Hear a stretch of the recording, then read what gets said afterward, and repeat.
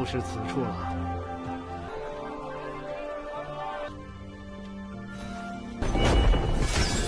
怎么可算来着了呀？这玉佩已注入灵力。交易成功。阁下试探够了吗？说不定军情紧急，陷入了。正道好，怎么？为何陆爷还不？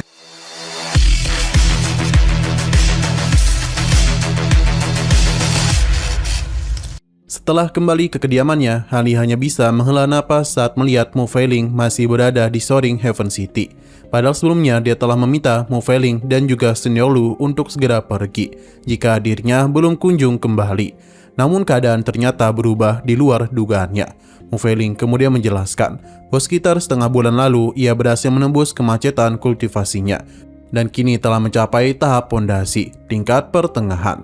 Keberhasilan itu tidak lepas dari pil obat yang pernah diberikan Hanli kepadanya. Selain itu, rencana mereka untuk meninggalkan kota juga batal karena situasi perang mendadak memburuk. Sebelum pameran perdagangan selesai, kabar mengenai serangan para prajurit Mantra Molan telah menyebar ke seluruh wilayah. Sebagian kultivator Nation Soul yang mewakili Nine Nation Union, Senior Lu tidak punya pilihan lain selain tetap tinggal untuk mengikuti berbagai pertemuan dengan kekuatan-kekuatan besar lainnya. Mu Feiling pun ikut menetap di kota bersamanya. Hanli memahami keadaan tersebut dan tidaklah menyalahkannya. Namun ketika hendak menanyakan keberadaan dari Senior Lu, tiba-tiba terdengar suara seorang pemuda dari luar kediaman. Pemuda itu memperkenalkan dirinya sebagai Bai Sujun dan meminta bertemu dengan Mu Feiling. Hanli segera menggunakan indera spiritualnya dan mengetahui bahwa orang itu hanyalah seorang kultivator Core Formation. Ia pun bertanya kepada Mu Feiling mengenai identitas tamu yang datang. Mendengar nama itu, wajah Mu Feiling langsung berubah pucat. Ia buru-buru menjelaskan bahwa Bai Sujun adalah murid dari seorang tetua sekte Heaven Peak. Beberapa hari sebelumnya mereka bertemu secara tidak sengaja. Tetapi sejak saat itu, Bai Sujun terus mengejarnya tanpa henti. Bahkan setelah mengetahui bahwa Mu Feiling adalah selir Hanli, pemuda itu tetap tidak mau menyerah. Mu Feiling juga mengaku telah meminta bantuan dari Senior Lu. Namun karena gurunya Bai Sujun merupakan tetua penting dari sekte Heaven Peak, tetua Lu memilih untuk tidak bertindak gegabah dan menunggu kepulangan Hanli sebelum menyelesaikan persoalan itu.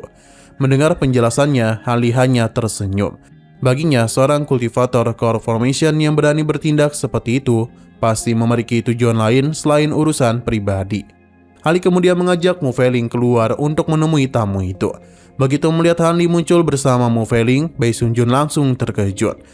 Ia tak menyangka pria yang selama ini ingin ditemuinya akhirnya benar-benar kembali. Dengan sikap sopan, Bai Sujun mengakui bahwa dirinya memang murid sekte Heaven Peak. Hanli langsung menanyakan alasan sebenarnya dia terus mengganggu Mu Feiling. Tanpa berusaha mengelak, Bai Sujun menjelaskan bahwa semua tindakannya dilakukan atas perintah dari gurunya. Ia memang ingin bertemu Hanli, tetapi tidak mengetahui kapan dia itu akan kembali. Karena itulah ia sengaja mendekati Mu Feiling. Walaupun begitu, dia juga mengakui bahwa dirinya benar-benar tertarik kepada wanita itu dan berharap Hanli bersedia menyerahkannya. Permintaan itu langsung ditolak mentah-mentah oleh Hanli. Ia pun menegaskan bahwa ia tidaklah pernah memiliki kebiasaan menyerahkan orang yang berada di bawah pelindungannya kepada siapapun. Selain itu, ia juga tidak memiliki hubungan apapun dengan sekte Heaven Peak, sehingga tidak memiliki alasan untuk memenuhi permintaan itu. Saat mengatakannya, Hanli tiba-tiba melepaskan tekanan spiritual yang luar biasa besar. Dalam sekejap, Bai Sujun langsung kesulitan bernapas. Tubuhnya bergetar hebat hingga kedua lututnya tak mampu lagi menopang tubuhnya. Ia hampir tak sanggup bertahan di bawah tekanan seorang kultivator Nation Soul. Namun tepat sebelum keadaan menjadi semakin buruk, seorang pria tua berjubah putih muncul di depan Bai Sujun. Dan satu tepukan ringan di bahunya, seluruh tekanan spiritual Hanli langsung menghilang. Pria tua ini memperkenalkan dirinya sebagai Lu Weiying, salah satu tetua sekte Heaven Peak. Ia meminta Hanli tidak menyalahkan muridnya karena semua itu adalah tindakannya. Tujuannya hanya satu, yaitu mencari kesempatan untuk bisa bertemu dengan Hanli. Hanli tetap bersikap tenang, tetapi dia terus menatap pria tua itu dengan penuh kewaspadaan. Ia yakin ini adalah pertama kalinya mereka bertemu dan tidak memahami alasan seorang tetua sekte Heaven Peak ingin mencarinya. Lu Weiying tidak ingin langsung menjelaskan maksud kedatangannya. Menurutnya, persoalan tersebut tidak cocok dibicarakan di tempat terbuka. Sebagai gantinya, dia menyerahkan sebuah slip giok yang berisi lokasi pertemuan dan mengundang Han Li untuk datang pada malam harinya. Ia berjanji akan menjelaskan semuanya pada saat itu. Sebelum Han Li sempat mengajukan pertanyaan lain, Lu Weiying sudah lebih dahulu berpamitan dan pergi bersama Bai Sunjun. Han Li hanya memandangi kepergian mereka sambil merenungkan. Ia merasa sikap tetua sekte Heaven Peak itu terlalu misterius. Walaupun begitu, untuk sementara dia memilih mengesampingkan persoalan tersebut. Ternyata beberapa hari terakhir, para kultivator Renaissance Soul dari berbagai kekuatan terus mengadakan pertemuan untuk membahas perang melawan prajurit mantra Maulan. Senior Lu juga ikut menghadiri pertemuan itu di aula resmi Soaring Heaven City. Mendengar hal itu, Han Li langsung tertarik. Ia ingin mengetahui sejauh mana persiapan dari 9 kerajaan dalam menghadapi invasi besar yang sedang berlangsung. Sebelum berangkat, Han Li meminta Mu Feiling tetap tinggal di kediaman dan tidak keluar jika tidak ada keperluan penting. Tak lama kemudian, dia berjalan menuju aula resmi yang terletak di pusat kota. Gedung itu merupakan bangunan paling penting di Soaring Heaven City. Ketika aliansi 9 negara menghadapi persoalan besar yang menyangkut masa depan seluruh wilayah. Kini ancaman dari para prajurit mantra Maulan memaksa para pemimpin berbagai sekte untuk berkumpul dan menyusun strategi bersama. Setelah identitasnya diperiksa oleh para penjaga, Han Li dipersilakan untuk masuk ke dalam aula. Di dalam ruangan telah berkumpul lebih dari selusin kultivator Renaissance Soul yang mewakili berbagai kekuatan besar. Jumlah mereka memang tidak banyak, tetapi masing-masing hadir sebagai perwakilan tertinggi dari sekte atau aliansinya. Han Li segera menemukan tetua Lu dan duduk di sebelahnya. Di sampingnya terdapat Fire Dragon, sementara di sisi lain duduk beberapa kultivator Renaissance Soul yang belum dikenalnya. Namun perhatian Han Li segera tertuju pada seorang pria tua berjubah kuning yang duduk tak jauh dari sisinya. Pria tua itu tidak lain adalah Martial Ancestor Ling Hu dari Yellow Marble Valley. Sosok yang pernah menjadi salah satu tokoh terkuat di sekte tempat Han Li memulai perjalanan kultivasinya. Pertemuan itu membuat Han Li menyadari bahwa perang lawan prajurit mantra Maulan telah menarik hampir seluruh tokoh penting dari berbagai kekuatan besar. Nah, meskipun pernah menjadi murid dari sekte Mapel Kuning, Martial Ancestor Ling Hu tidaklah menunjukkan sedikitpun perubahan ekspresi saat melihat Han Li. Entah karena memang tidak mengenalinya lagi atau sengaja menyembunyikan emosinya. Tak lama kemudian, tetua Lu menyambut kedatangan Han Li dan mempersilakannya duduk. Ia menjelaskan bahwa semua orang sedang membahas perkembangan terbaru perang melawan pasukan prajurit mantra Maulan. Han Li memberikan salam kepada seluruh kultivator yang hadir sebelum mengambil tempat di samping senior Lu. Di hadapannya duduk seorang pria tua berwajah ungu bernama Hu Feng, master sekte daun yang tercerahkan, sekaligus salah satu tokoh penting dari aliansi 9 negara. Di sampingnya berdiri Lady Qi dari Plowing Mid Sekte, yang turut bertanggung jawab mengatur berbagai urusan aliansi selama perang berlangsung. Ia mengaku sudah mendengar bahwa Han Li berhasil mencapai tahap Renaissance Soul hanya dalam waktu sekitar 200 tahun saja. Sebuah pencapaian yang sangat langka bahkan di Heavenly Sword sendiri. Menurutnya, Han Li memiliki potensi besar untuk mencapai tingkat kultivasi yang jauh lebih tinggi di masa depan nanti. Namun Han Li tetap bersikap rendah hati. Ia mengatakan bahwa keberhasilannya lebih banyak dipengaruhi oleh keberuntungan daripada bakat luar biasa. Setelah saling berkenalan dengan para kultivator lain yang hadir, suasana pembicaraan kembali berubah serius. Hu Feng mulai menjelaskan kondisi perang yang sebenarnya. Menurut laporan terbaru, situasi dari aliansi 9 negara sudah jauh lebih buruk daripada perkiraan siapapun. Pasukan Maulan menyerang dengan kekuatan yang belum pernah terlihat sebelumnya. Beberapa garis pertahanan penting hampir runtuh. Bahkan formasi pertahanan utama di 2 wilayah strategis nyaris berhasil dihancurkan. Korban di pihak para kultivator juga terus bertambah. Bahkan 3 kultivator Renaissance Soul telah gugur di medan perang, termasuk Huan dari Shadow From Sekte.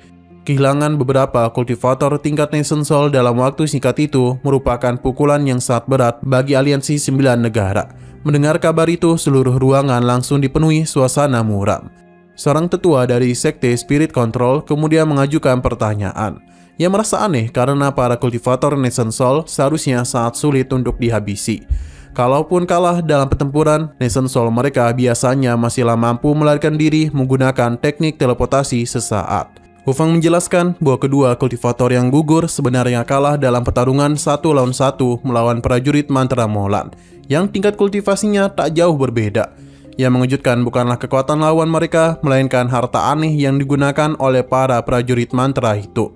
Begitu Nation Soul, para kultivator mencoba melarikan diri, harta itu langsung mengurung mereka, sehingga kemampuan teleportasi mereka benar-benar tak bisa digunakan. Akibatnya, Nation Soul mereka langsung dimusnahkan di tempat. Penjelasan itu membuat seluruh kultivator di dalam aula saling berpandangan. Selama ini, alasan utama seorang kultivator Nation Soul begitu sulit dihabisi adalah karena Nation Soul mereka hampir selalu berhasil melarikan diri. Namun kini ternyata Molan memiliki cara untuk memutus jalan pelarian itu. Ketua Sekte Spirit Control segera bertanya jenis harta apa yang mampu menghasilkan kemampuan mengerikan seperti itu. Sayangnya Hu Feng sendiri tidak memiliki jawaban pasti. Para murid yang menyaksikan pertempuran hanya melihat kilatan cahaya merah kehitaman. Sesaat sebelum Nation Soul, para kultivator langsung tertangkap. Mereka tidak sempat melihat bentuk sebenarnya dari harta itu. Saat semua orang masih memikirkan persoalan itu, Lady Qi menambahkan informasi lain yang tidak kalah mengejutkan. Menurut laporan para saksi, 2 prajurit mantra misterius itu tampaknya mampu menyerap jiwa para korban yang gugur di medan perang. Baik jiwa prajurit mantra maupun jiwa para kultivator semuanya diserap tanpa terkecuali. Perilaku itu sepertinya sama sekali tidak menyerupai manusia biasa. Karena itulah aliansi 9 negara mulai menduga bahwa kedua orang itu mungkin bukanlah manusia, melainkan makhluk lain yang menyamar atau kultivator sesat yang menggunakan teknik iblis maupun teknik hantu. Selain itu, kemunculan monster besar yang membantu pasukan Molan juga diduga memiliki hubungan dengan 2 orang misterius itu. Mendengar penjelasannya, suasana aula menjadi semakin berat. Martial Ancestor Linglu akhirnya ikut berbicara. Ia bertanya apakah kedua orang itu mungkin merupakan binatang iblis yang telah berubah wujud menjadi manusia. Hu Feng pun mengangguk pelan. Menurutnya kemungkinan itu memang ada. Namun jika mereka ternyata merupakan kultivator jalur iblis atau jalur hantu, keadaan justru akan menjadi jauh lebih berbahaya. Selama semua orang masih mencerna informasi itu, Han Li akhirnya angkat bicara. Ia tidak terlalu memikirkan siapa sebenarnya 2 prajurit mantra misterius itu. Yang justru menarik perhatiannya adalah waktu kemunculan mereka. Menurut Han Li, jika Molan berani memperlihatkan kartu andalan mereka sejak awal perang, berarti mereka tidak lagi berniat menjalankan perang berkepanjangan, seperti invasi-invasi sebelumnya. Ucapan itu langsung membuat seluruh ruangan terdiam. Han Li kemudian menjelaskan analisisnya. Pada perang-perang sebelumnya, Molan selalu memilih perang gesekan. Kedua pihak saling menyerang dalam waktu bertahun-tahun sambil menghindari bentrok besar, karena tidak ada yang ingin kehilangan terlalu banyak kekuatan. Namun kali ini semuanya berbeda. Mereka langsung mengirim pasukan elit, monster besar, dan 2 prajurit mantra misterius sejak awal peperangan. Semua itu menunjukkan bahwa Molan ingin mengakhiri perang secepat mungkin, melalui satu pertempuran besar yang menentukan kemenangan. Jika dugaan itu benar, berarti kemungkinan besar telah terjadi perubahan besar di dataran Molan, sehingga mereka terpaksa mengambil langkah yang jauh lebih agresif. Analisis Han Li membuat seluruh kultivator di dalam aula saling berpandangan. Semakin dipikirkan, semakin masuk akal dugaan tersebut. Hu Feng akhirnya mengangguk dengan wajah serius. Ia mengaku bahwa kemungkinan besar Han Li itu benar. Aliansi 9 negara tidak lagi memiliki waktu untuk bertahan sendirian. Jika bala bantuan tidak segera datang, garis pertahanan mereka cepat atau lambat pasti akan ditembus oleh pasukan Molan. Karena itu, ia meminta seluruh perwakilan sekte yang hadir agar segera kembali ke wilayah masing-masing dan melaporkan situasi sebenarnya kepada para pemimpin sekte mereka. Hanya dengan menggerakkan kekuatan seluruh Heavenly Sword, mereka masih memiliki harapan untuk menghentikan invasi besar yang kini semakin dekat. Lady Qi mengakui bahwa apabila dugaan hal itu benar, maka para Holy Sage Molan hampir pasti akan turun tangan secara langsung. Jika hal itu terjadi, para kultivator Nation Soul biasa tak akan mampu menghadapi mereka. Karena itulah ia berencana segera melaporkan situasi itu kepada Wei Wuya, agar 3 kultivator terkuat di Heavenly Sword dapat bersiap menghadapi ancaman itu. Sementara itu, aliansi 9 negara akan mengirim pasukan tambahan ke garis depan untuk menahan laju serangan Molan, sekaligus memberi waktu bagi seluruh kekuatan Heavenly Sword untuk mempersiapkan bala bantuan yang lebih besar. Setelah rapat berakhir, Hanli meninggalkan aula bersama Tetua Lu dan juga Fire Dragon. Namun baru beberapa langkah keluar dari gedung, Hanli tiba-tiba berhenti. Ia berkata bahwa ada seseorang yang ingin menemuinya, sehingga dia itu harus berpisah sejenak. Senior Lu hanya mengangguk dan mengatakan bahwa dirinya akan kembali membahas hasil pertemuan itu bersama para petinggi Heavenly Dao Alliance sebelum mengirim laporan kepada para tetua sekte. Hanli kemudian berpamitan dan berjalan ke arah lain. Setelah dia pergi menghilang dari pandangan, Fire Dragon tersenyum tipis sambil menatap Tetua Lu.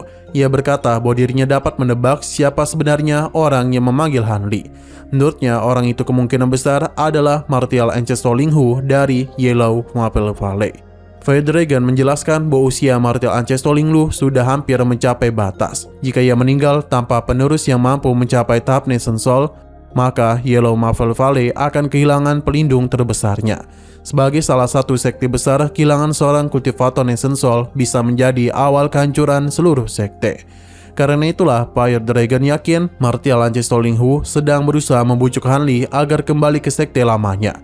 Mendengar penjelasan itu, Tetua Lu sempat terdiam cukup lama. Ia memahami bahwa dugaan tersebut memang masuk akal. Namun ia juga percaya bahwa keputusan sepenuhnya berada di tangan Hanli. Jika Hanli benar-benar ingin kembali ke sekte Mapel Kuning, tidak ada seorang pun yang mampu menghentikannya. Oke, sekian dulu pada video kali ini. Untuk video selanjutnya akan segera hadir. Jadi bagi kalian yang mengikuti series ini, langsung saja klik subscribe dan aktifkan loncengnya. Terima kasih yang sudah menonton video sampai habis. Jika kalian suka pada video ini, klik like dan share ke teman-teman kalian tentang channel ini. Dan ditunggu aja kelanjutannya. Oke, sampai jumpa di video selanjutnya.